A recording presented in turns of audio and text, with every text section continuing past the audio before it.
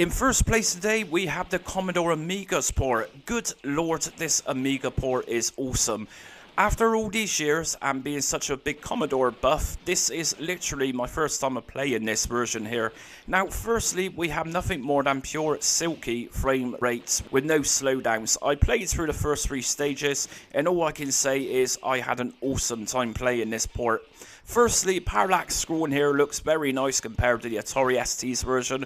We have a nice big full screen here too. Now, although we don't have in-game music and we have in-game sound effects, these absolutely sound amazing. Sounds very much like the arcade game itself, in which when we destroy an enemy ship, for example, and fly by them, it sounds like exploding in a distance with an echo. It's really awesome stuff. No doubt about the sound effects, some of the best I've heard in the port series for the Amiga. It also features a fair challenge. Okay, so the sprites aren't as big as the arcade game, but this will do really nicely for a home conversion. This is a colourful conversion, no doubt about it, and Amiga users back in the day would have rejoiced with this port. So anyways, that's my ranking the Silkworm home conversions today. So which version did you grow up with? Did you have the Commodore 64 conversion, or did you have the more slugfest version for the Amstrad CPC, or was you truly blessed to have the Amiga, the creme de la creme version of Silkworm? Let us know in the comments below as always, and like always, thanks for watching.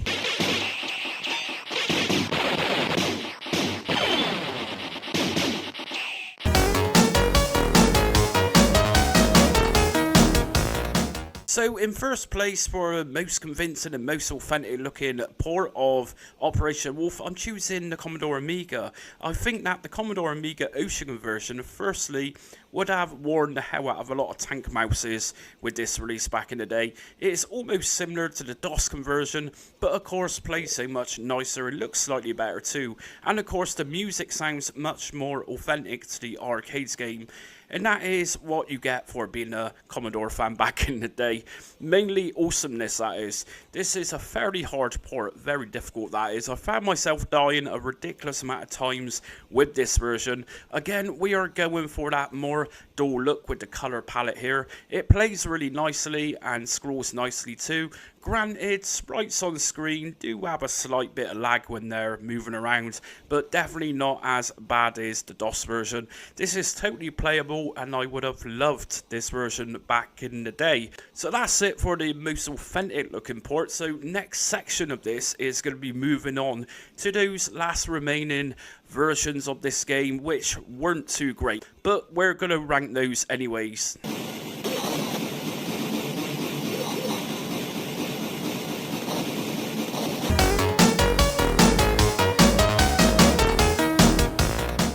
And at first place, I've ranked the Commodore Amiga version.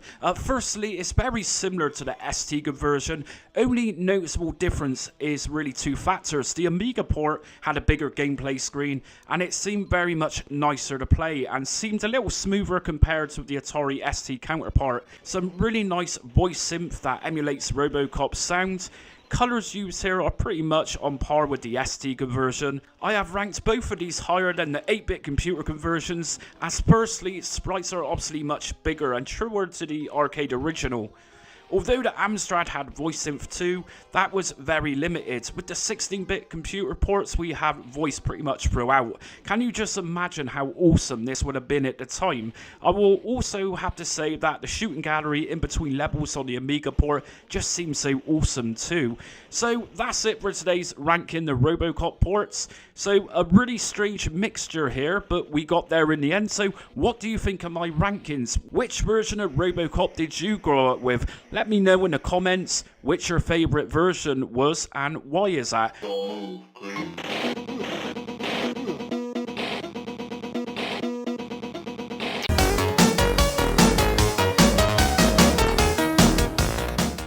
Now, although the colours and sprites aren't as detailed as the Atari ST's offering, a Gemini Wing, this Commodore Amiga version just runs a hell of a lot smoother. This is very noticeable with boss fights. For example here, the projectiles being fired at us from the first boss are much smoother, whereas the Atari ST version slowed down significantly here. The game also controlled more smoothly. I didn't really notice any slowdowns, or at least significant slowdowns here. The music is also matched with the slower paced style which the arcade game originally contained. I think there is a fine line between both the ST version and this version. You either had the nicer looking visuals with the Atari ST's version, which of course slowed the game down, or you had a faster moving game with a lot less frame rate issues with this release. Something that both this and the ST had, which looked awesome, was when firing, the colours used look incredible. Is this one of the better Commodore Amiga scrolling shooters? Well, it's not bad. I would like to just call it a slightly below average shoot 'em up for the Amiga, but in the context of this video, it's likely one of the better home conversions.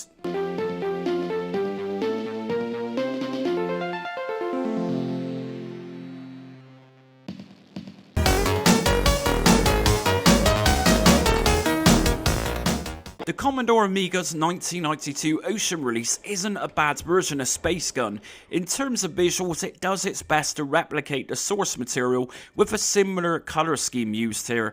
I must say though that despite its faithfulness, its loading times are fairly atrocious.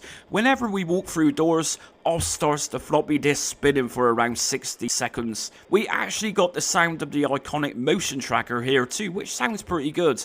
It scrolls fairly well, although there is some frame drops when the screen becomes overcrowded. Something I liked about this version is that shooting down aliens not only made limbs fall off, but also had a similar feel to the arcade game. Kind of like we are actually achieving something special here when shooting down the aliens and watching them fall apart. Weapon upgrades such as flamethrowers work very well, and hit collision detection isn't badly done either. I would say though that the crosshair is a little on the smaller side here, but when shooting the pulse rifle, those bullets flying across the screen does its best to look like the 1990 arcade game. Is this a perfect home conversion? Well, of course not. Games like Space Gun was always going to be a challenge in porting over to home computers for many reasons, in that in many respects these computers weren't really up for the task. It's kind of like trying to replicate an Audi TT using parts from a Robin Reliant. But for what these home conversions were working from at the time, the Commodore Amiga's version of Space Gun isn't that bad. And my only real issue with it is the loading times. Amiga Power Up magazine reviewed this in 1992 with issue number 12 and actually gave it a 69%, but this was largely based on comparing it with other light gun shooters at the time. CU Amiga magazine, however, rated it with an 84% in January of 1992, praising its graphics and sound also. I will note here that Space Gun for the Amiga was one of the very few games for the Commodore Amiga that actually allowed light gun support.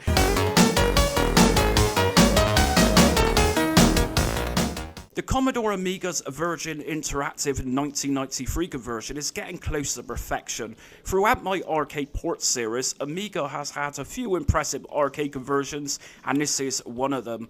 We can play this either through mouse or controller. If you played this game with a tank mouse in the 1990s, today you likely have arthritis as a consequence. Now firstly, it has parallax scrolling, nicely implemented, and the colour palette used here is very nice too. So it is fairly pixelated compared to the arcade game, but this moves so nicely with little to zero frame drops considering everything which is happening on the screen all in one go. Throughout the game we get lovely illustrations of weaponry and cinematic narrative. We can enable or disable music and also comes with some nice voice synth too. This is a very impressive Amiga port for sure.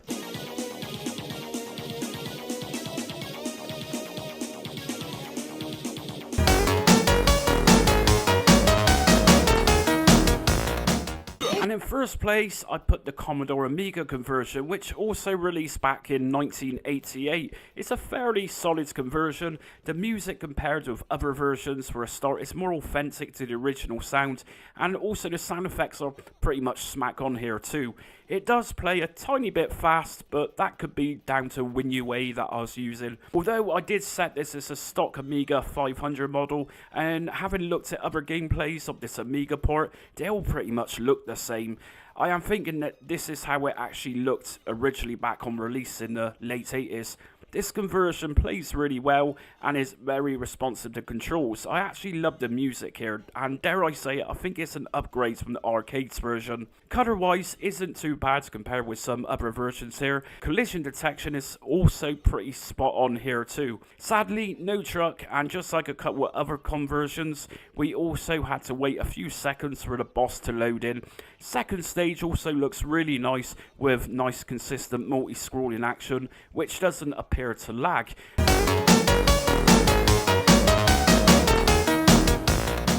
And in first place, in my opinion, the Amiga's version pretty much looks similar to the Atari ST's version, although this Amiga game is much more speedier and runs at smoother pace too. Now, there are people out there which will argue the Commodore 64 conversion is better than this, which of course is down to debate, but obviously the Amiga's version has the full arcade look. Sure, it's not presented in that widescreen look, very simply because this was produced in 1988 by Elite. It was more than likely that having a widescreen look on a 4:3 ratio monitor was going to take away much of the gameplay screen, and obviously would have been left with boring black borders. Besides, widescreen TVs didn't really make it on a full-scale commercial basis until the 90s and early 2000s. So yes, I found this version much more responsive when handling turns from left to right.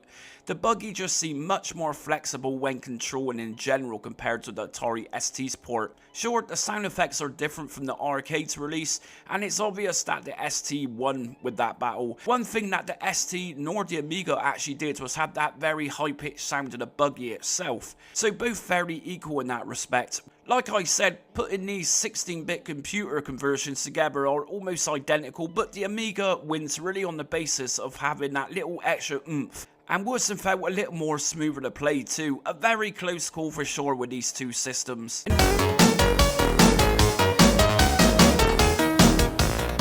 From janky versions of this game to other versions which didn't go for the arcade's vertical and centralized look, this Amiga's 1988 Elite release has it all. Is this a perfect arcade port though? Well, no, but having said that, pretty much every version of Ikari Warriors has its flaws, some worse than others. The Commodore Amiga's version, however, was actually fun to play. It operates at a fairly good speed, although it does drop in frames from time to time. Like I say, it's not perfect, but likely the best version to play if you didn't have the SNK arcade machine in your bedroom at the time, which was fairly unlikely. This was likely one of the best home conversions. Now, if you are one of those people who claims I am biased with placing Amiga in first place in the past few episodes, please watch my entire playlist of this series. Remember, this is the 50th episode. You will then see that this is far from the case. Amiga had some real trash in its day.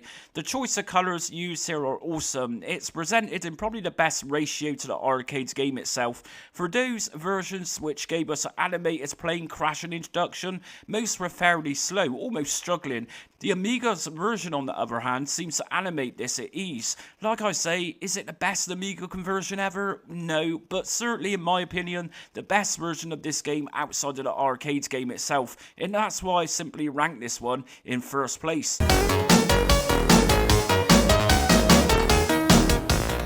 And in first place, the Commodore Amiga's 1989 Ocean conversion is actually a really damn good one. It looks really nice and plays nicely too, with some almost arcade accurate collision detection here. Sure, there is no in-game music, but the high quality sound effects and even added voice synth makes up for all this. Sometimes for conversions of arcade games, something needs to be sacrificed to make room for floppy disk space. The Amiga port actually felt like I was playing a good beat 'em up. Everything from the fancy introduction animation, objects, explosions is very high quality, and you can even get away from harm rather than standing static and taking it until you die. I am very confident that Amiga owners would have been truly laughing at the poor 8-bit computer owners versions back in the day.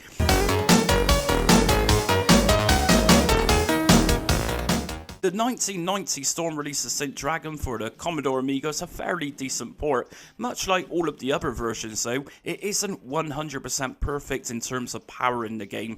It's by no means as bad as the Atari ST version, but can slow down at times, but nonetheless very playable with a nice full screen, nice introduction and nicely implemented colours that look very faithful to the arcade game itself.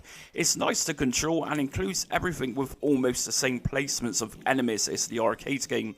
Level of difficulty with the Commodore Amiga game is toned down greatly, and that's not exactly a bad thing. For those of you who played the original game will know how ridiculously tough this game can get. Just like yesterday's Silkworm video, the Amiga nailed it really in comparison to every other version produced. It's not 100% perfect like I say, but likely is the best version out there which looks and sounds like the arcade game itself.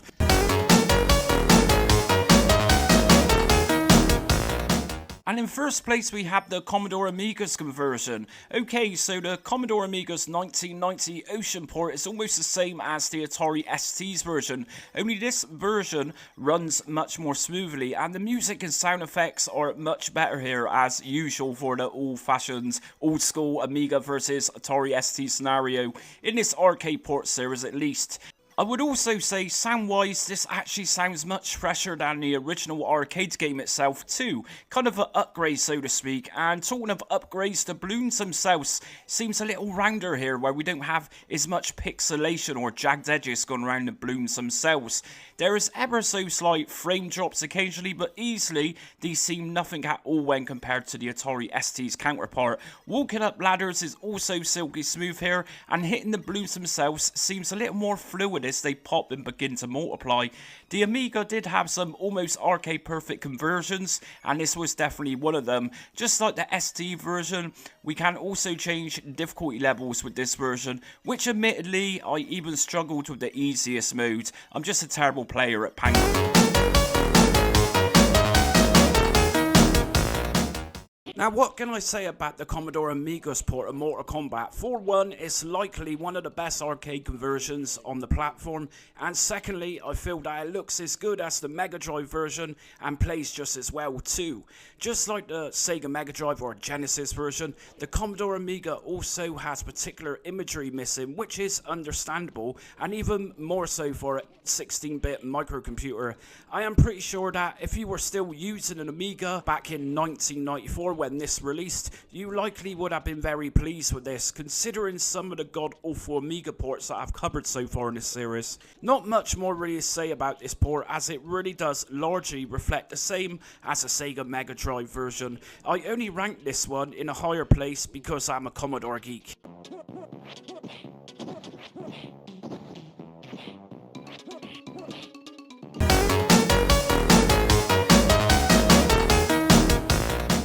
So we will always have a battle between Amiga and Atari ST fans, which one was best, but seriously, regardless of which platform you side with, it is undoubtable that this Commodore Amiga conversion won this battle with this particular game. A full screen for starters, and extremely fluid gameplay scoring, which truly emulates that feeling of travelling and speed. Enemies and projectiles, as well as Harrier himself, all seem to be scaled correctly, so it did not appear that either sprites were too big or too small. A superb rendition too of the arcade game with some really nice voice in favour of that. It's not particularly over pixelated, it looks that much smoother when looking at shapes of Harry and enemies up close. The Amiga conversion truly is a great port, and many would have loved this release back in the day.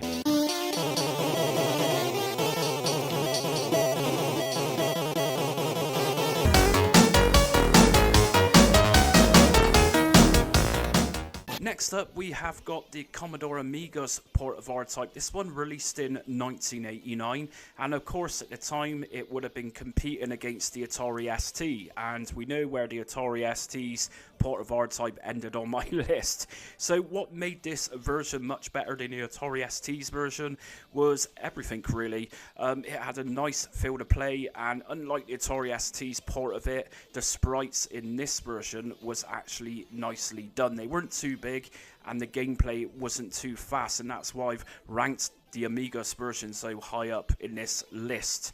It's a very nice port, and I think all Commodore Amiga fans would have played this one back in 1989, 1990. I would have been really chuffed with this port of R-Type if I had an Amiga, if I was fortunate enough to have an Amiga back in the day.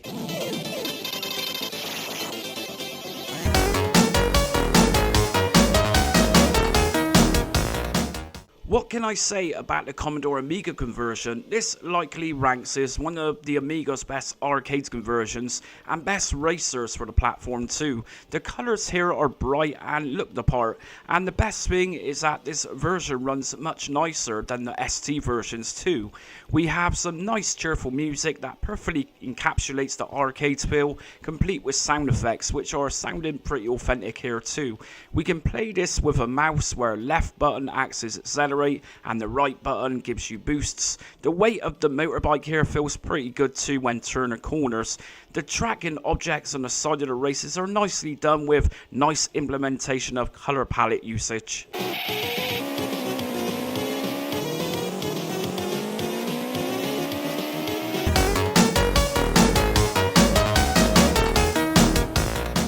Now, the Amiga conversion tends to be debated. Some will find it bad, some will find it really good. Personally, I thought this 1991 Ocean release tended to be fairly good. Of course, it could have been much better, but still, we all rank in what I consider to be the best. So, firstly, there is no in-game music at all, and there is no cutscenes in between stages, or even studio introduction, but something it does have going for it is that sprites are looking almost like the arcade game itself. The screen can also get horrendously overwhelmed very quickly with enemy waves coming from all directions.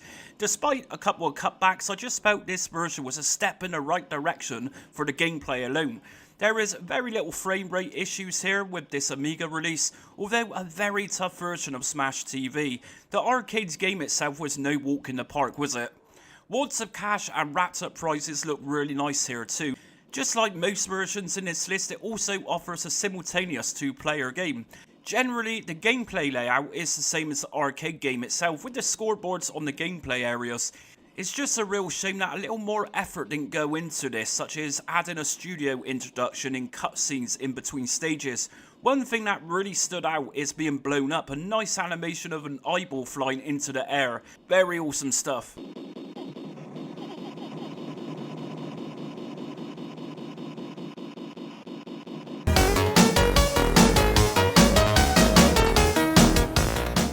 Now, if you thought the Atari ST port was pretty good, then the Commodore Amiga's version triples its greatness and provides an almost arcade-perfect release. Well, as far as 16-bit home computers were concerned, and that's why I'm ranking this version in first place. This version is so good it is often said to be one of the best platformers on the Amiga, full stop. It's so faithfully ported that even flying around to different stages is done the right way here. The first couple of stages, for example, fly you over to the right, followed by flying upwards. It's more colourful than the ST version, and the music is just wow. When people who were likely brought up with a console and claimed that home computers were terrible, I play games like this one on the Amiga and I chuckle at those type of comments. This could be considered as console-like quality and wouldn't look at a place on the Super Nintendo. It's responsive to control, shooting ladders gives us a really funky, bright, sparkly cloud before generating the ladders. It's silky smooth, no sprite flickering. Really, you need to play this version just to appreciate the pure brilliance and genius behind it.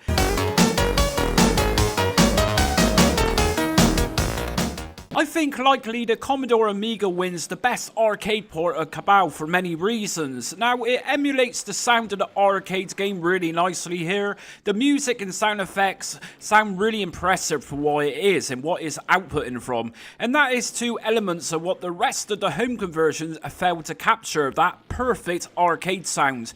The whole presentation just looks and feels like an arcade game, and its difficulty level also matches the arcade game itself.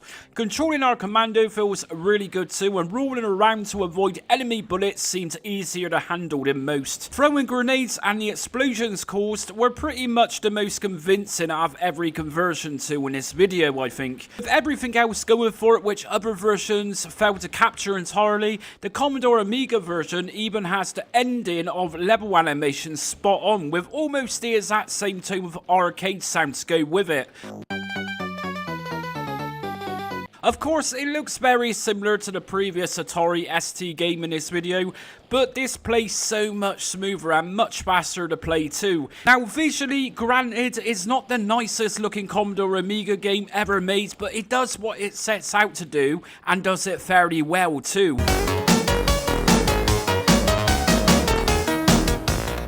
Commodore Amiga had a seriously exceptional release. I am almost going to say near arcade perfection, or as close to it as the Amiga could physically do at the time. The only thing that is different really is the colours. The blues, for example, with the Amiga releases lighter. This is just being nitpicky though. Why is this version so great? Well, you will notice this is not particularly suffering anything. The usual suspects are frame drops and sprite flickering, and that's why this is such a great version. Neither of those exist here. When you fall from heights in the game, it feels like there is some weight as you fall slowly. The music and sound effects are perfect here. Shooting rainbows also look really nice. This truly is a great and solid port that released in 1989 by Ocean. The developers were Graphical, who also developed the very awesome Fire and Ice game back in 1992, another classic game for the Amiga.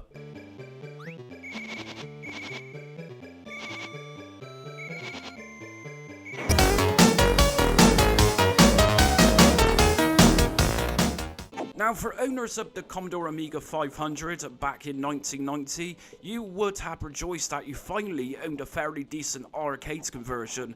This version is a faithful port, which a lot of care and attention went into by Virgin back in 1990.